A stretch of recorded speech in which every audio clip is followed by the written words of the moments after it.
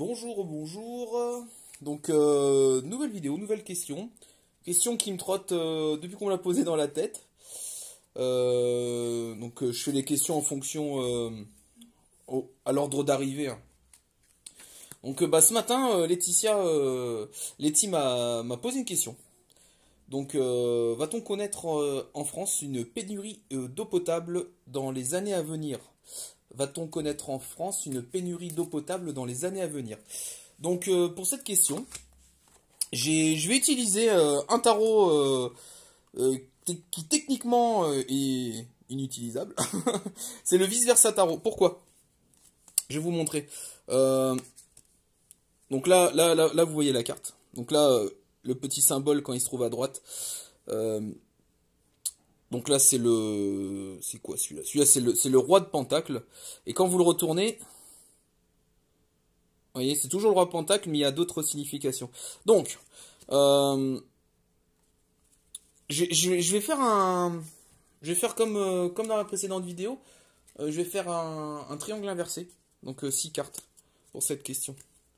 Je sais pas, aujourd'hui, tiens, c'est triangle inversé. Allons. Allez, avec le vice-versa tarot. Donc... comme il y a pas d'arrière, il y a, enfin si, il y a un arrière, mais voilà, on va. Si je prends cette carte, vous voyez, je vais savoir, je vais savoir tout de suite que c'est l'empereur, vous voyez. Donc là c'est un numéro 4, l'arcane numéro, non. Qu'est-ce que c'est que cette carte? Je vais y arriver. Non, c'est le 4 de denier. Voilà. Le gars qui a pas vérifié, la reine de coupe, qui est représentée sur la boîte. C'est la même, comme dirait Montio, c'est la même. Il aime bien prendre ce jeu et voir les cartes qui sont pareilles. Enfin bref. Allez, je vous mélange ça. Alors j'ai pris un... Vous allez rigoler. J'ai pris une tête d'oreiller. Donc je vais tout mélanger. Je vais mettre dans une tête d'oreiller. Et après je vais tirer devant vous. Allez, hop. Donc je mélange à la one again. À la one again 4. Enfin bref. Allez, de toute façon après ça va être trop mélangé. Et je vais retirer dans le sac. Voilà. On mélange tout. Vous voyez quand vous avec ce jeu, voilà, on voit les cartes, quoi. Donc hop. On voit la carte.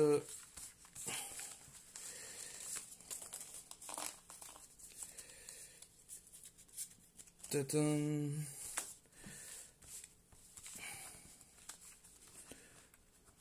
Allez, excusez-moi la concentration. Donc, la question, est-ce que l'on va connaître, donc, vous voyez, le jeu, il est bien au fond, du panier. Est-ce que l'on va connaître une pénurie d'eau potable en France dans les prochaines années? Est-ce qu'on va connaître une pénurie d'eau potable en France dans les prochaines années? Donc, l'ouverture, hop, allez, première carte. Bon, on commence, première carte, la carte du magicien. Deuxième carte, hop.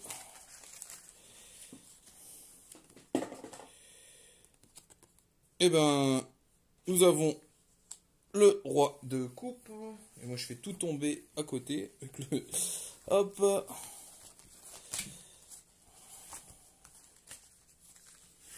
Du coup, nous avons le 8 de bâton. Donc, je vais les mettre à l'endroit, hein. J'ai pas fait l'endroit à l'envers. Au pire, je vous dirai ce qu'elle signifie. C'est de centrer quand même. Allez, 3 prochaines. Celle-là. Donc nous avons un... Donc lui c'est un valet. C'est un valet de pentacle. Hop. Remontons un peu.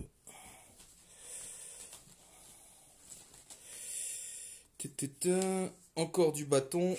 Donc là le fardeau, le 10 de bâton. Aïe. Et la dernière, que je vous tire. Donc c'est encore un pentacle, donc c'est vraiment le domaine des biens du pognon. Et donc ça c'est la reine. C'est la reine de pentacle. Je remonte ça. Donc attendez, je vire les cartes, je ramasse la boîte qui est tombée. Forcément, il faut que la boîte elle tombe. Donc c'est un très beau jeu. Donc si vous cherchez un peu, il y a une présentation du jeu. C'est un très beau jeu parce que niveau des interprétations, comme il y a le recto verso, vous en avez plein. Vous avez énormément, vous voyez là, vous avez l'arbre séphirotique par exemple. Vous voyez, c'est marrant au dos. Les magiciens, voilà, bon bref, allez. Donc le roi, la reine de... Donc vous voyez, dans ce jeu, là, nous avons une arcane majeure, le magicien, et nous avons des bâtons et des deniers. Donc c'est l'énergie qui va nous faire avancer et le matériel. Donc c'est quelque... Ouais, bon, il n'y a pas de coupe, pas d'épée. Bon, alors que dire. Donc déjà le magicien c'est un... c'est l'arcane majeur numéro 1. Donc c'est un être qui va chercher l'énergie du haut pour pouvoir créer son monde. Donc comme vous voyez sur la table, il y a la coupe. Sur la table, il y a la coupe. Vous avez le denier, vous avez le bâton et vous avez normalement une petite... Voilà, vous avez l'épée en fait ici. Alors, je ne sais pas si vous allez bien voir. C'est vrai qu'en plus le temps il est un peu gris donc la lumière, voilà. Donc denier, coupe, le bâton et l'épée. Donc il y a sa baguette magique qui relie les cieux et la terre. Et ces énergies que le magicien en fait utilise pour pouvoir travailler dans ce monde. Donc vous voyez après il y a toute la symbolique. Il a... alors c'est comment la ceinture là ici? Je sais pas si vous allez bien voir, j'ai l'impression que c'est un petit dragon qui se mord la queue. Enfin voilà, vous voyez la symbolique, il y a le 8 de l'infini. Les étoiles, la comète, la comète, des grands signes. Ici vous avez un P là au niveau de la... Je sais plus ce que veut dire ce symbole. Enfin voilà, comme je vous ai dit, l'arbre séphirotique. Je pense que certains d'entre vous, cette plante a une signification de pousser, de pousser un peu rapidement, je crois. Je sais plus quel est le nom de cette plante. Enfin bref. Vous voyez ce lever de soleil, c'est assez beau quoi. La nuit et ce lever de soleil qui se finit. Il y a vraiment beaucoup de poésie. Allez, voilà. Il y a vraiment beaucoup de poésie dans ce jeu, dans ce vice versa. Et c'est vraiment un jeu de cartes qui apprend beaucoup de symbolisme au sujet des cartes, si ça vous intéresse. Hein. Bon après je vais pas, voilà, je fais ça avec le magicien.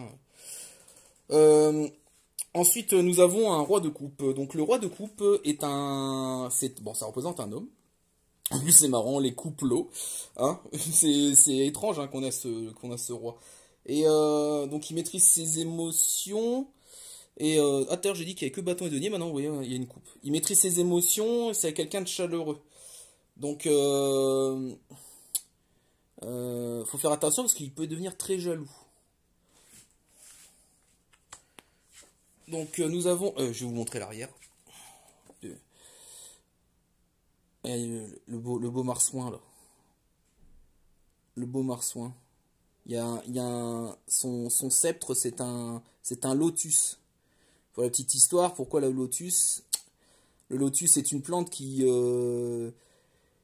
devient très jolie, qui crée une fleur alors qu'elle vit dans de l'eau croupie. Donc vous voyez au niveau du symbolisme.